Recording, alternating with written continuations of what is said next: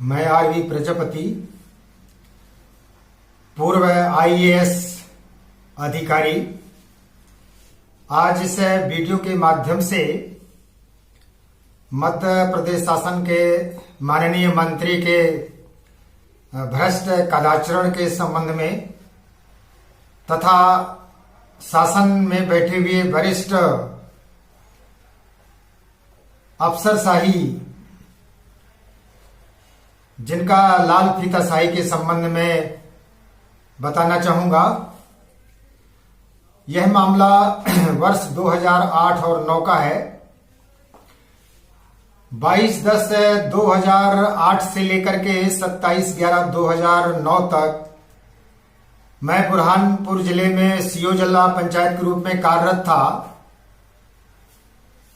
और ऐसे करीब 13 माह के कार्यकाल में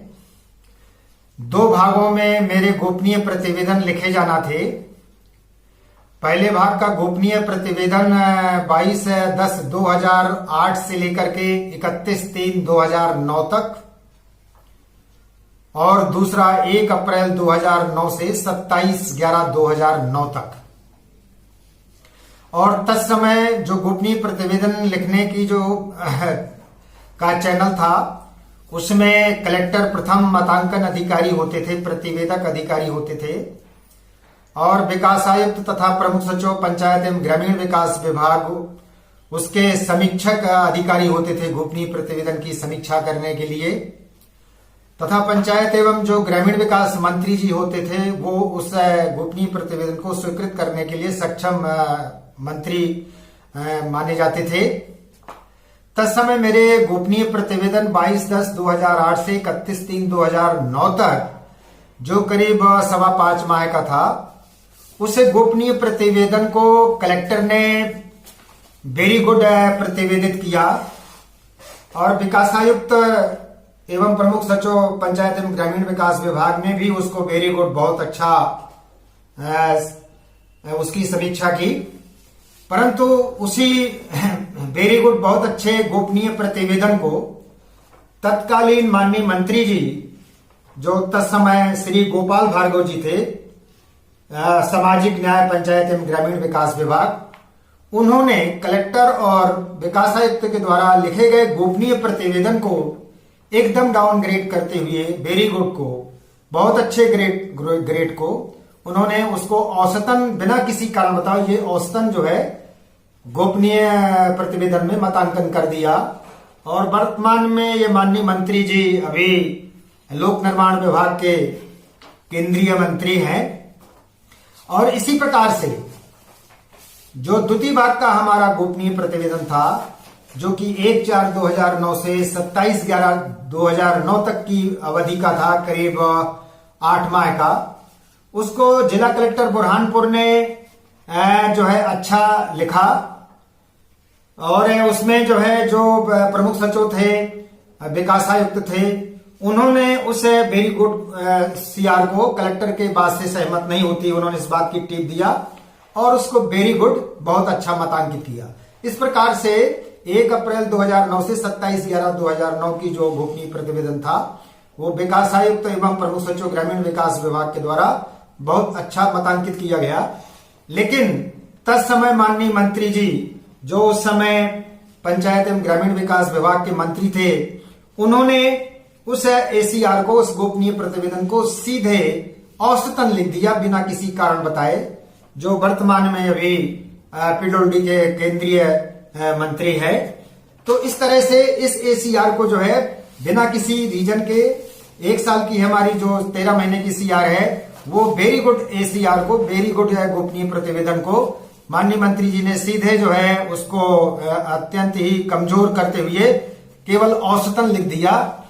और जब मुझे इसका आभास हुआ, चूंकि मेरी आगे और पीछे की, आगे पीछे मतलब 2 साल पीछे की और 2 साल जो आगे के मेरे गोपनीय प्रतिवेदन थे वो जो है उत्कृष्ट थे, एक्सलेंट थे। परंतु जब आईएएस की जो पदोन्नति होना थी उस समय जब मुझे मालूम चला कि उक्त इस गोपनीय प्रतिवेदनों में डाउनग्रेडिंग की गई है, उसको कम आकलित कर दिया गया है, तब मैंने मध्य प्रदेश शासन सामान्य प्रशासन विभाग से आरटीआई के अंतर्गत जानकारी मांगी कि मेरे उक्त जो है अवधि के दोनों गोपनीय प्रतिवेदनों की प्रतियां मुझे उपलब्ध कराई जाए, परंतु उन्होंने प्रतियां उपलब्ध नहीं कराई। तब मैंने माननीय उच्च न्यायालय जबलपुर का जो है की शरण ली और माननीय उच्च न्यायालय जबलपुर में एक WP नंबर 14,677 WP नंबर 14,677 2013 माननीय उच्च न्यायालय जबलपुर में लगाया और माननीय उच्च न्यायालय जबलपुर ने यह 30/8/2013 के द्वारा ये निर्देश दिए कि मेरे गोपनीय प्रतिवेदनों पर से जो मैं रिप्रेजेंटेशन अपना अभ्यावेदन प्रस्तुत करूंगा उसको राज्य सरकार सामान्य प्रशासन विभाग 3 माह के भीतर उसका नियमानुसार जो है निराकरण करेंगे। साथ ही साथ ये भी डायरेक्शन दिए कि चूंकि आईएएस के पदोन्नति में कोई एडवर्स इफेक्ट नहीं पड़े, इस कारण से इसको तत्परता से इसका निराकरण किया जाए। लेकिन और उसी समय तत्पश्चात तत्समय ही आईएएस की पदोन्नति होने जा रही थी। यद्यपि मेरे 4 वर्षों के गोपनीय प्रतिवेदन जो है उत्कृष्ट श्रेणी के थे, एक्सेलेंट थे, परंतु इस गोपनीय ये जो 2 गोपनीय प्रतिवेदन हैं 2 भागों में करीब 13 माह के वो वेरी गुड थे, परंतु माननीय मंत्री जी ने उसको केवल औसतन कर दिया। ऐसी स्थिति में मेरा प्रमोशन नहीं होता और चूंकि इसलिए कारण से मुझे जो है हाई कोर्ट में जाना पड़ा। माननीय उच्च न्यायालय ने जो शासन को निर्देश भी दे दिए और निराकरण के भी निर्देश दिए कि यथासंभव 3 माह में उसका निराकरण कर दिया जाए। लेकिन यद्यपि शासन ने उसका निराकरण तो नहीं किया, परंतु जब उसी समय उसी के बाद जो है पदोन्नति हुई आईएएस के लिए, तो मेरी पदोन्नति तो इस कारण से हो गई क्योंकि हाई कोर्ट का राइडर उसमें लगा हुआ था और दूसरे आगे पीछे के 2 साल के जो गोपनीय प्रतिवेदन थे वो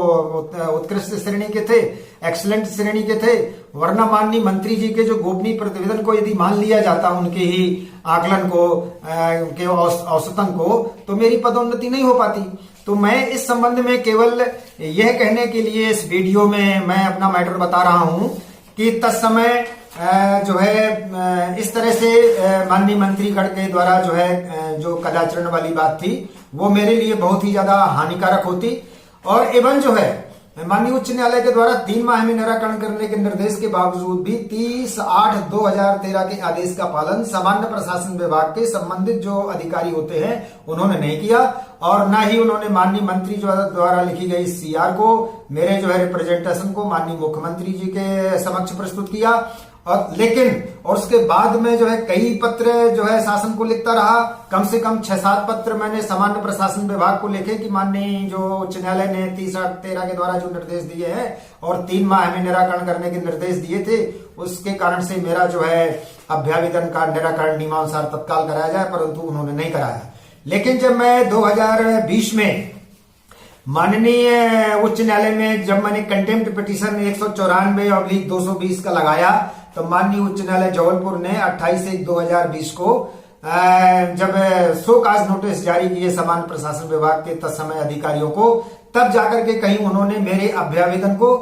मुख्यमंत्री जी को, वो भी काफी विलंब के बाद, उन्होंने 20/11/2020 को जो है प्रस्तुत किया। और माननीय चूंकि उस ग्रेडिंग का आकलन करने के लिए माननीय मुख्यमंत्री जी ही सक्षम है, तो उन्होंने माननीय मुख्यमंत्री जी के द्वारा के समक्ष जो है नोटशीट प्रस्तुत की और 20/11/2020 को करीब जो है 7.25 साल बाद जो है मेरे अभ्यावेदन का निराकरण कराया और माननीय मंत्री जी गोपाल भार्गव जी के द्वारा जो सीआर डाउनग्रेड की गई थी, एवरेज लिखी गई थी, उनको यथावत उन्होंने माननीय मुख्यमंत्री जी की स्वीकृति के पश्चात उसको वेरी गुड माना। तो इस वीडियो में सिर्फ मैं इतना कहना चाहता हूं कि माननीय मंत्री जी जो गोपनीय प्रतिवेदन तत्समय राज्य प्रशासनिक सेवा के अधिकारी जो कि सीओ जिला पंचायत के रूप में विभिन्न जिलों में कार्यरत रहते थे, उनसे अपेक्षा करते थे कि वो गलत काम करें और उनको जो है उनकी सेवा शुश्रूषा करें। और खासतौर से सीआर लिखने में तो उनका 5 लाख रुपए का फिक्स था। जो अधिकारी उनको 5 लाख दे आते थे, उनकी सीआर उनके द्वारा उत्कृष्ट श्रेणी की लिखी जाती थी, चाहे नीचे के अधिकारी, कलेक्टर और जो है विकास आयुक्त ने कुछ भी लिखा हो। और यदि जो अधिकारी उनके पास इस तरह का 5 लाख का पैसा खर्च नहीं कर पाते थे, उनकी ये सीआर भले ही कलेक्टर और विकास आयुक्त ने कुछ भी लिखी हो, वो जाकर के केवल जो है उसको डाउनग्रेड कर देते थे और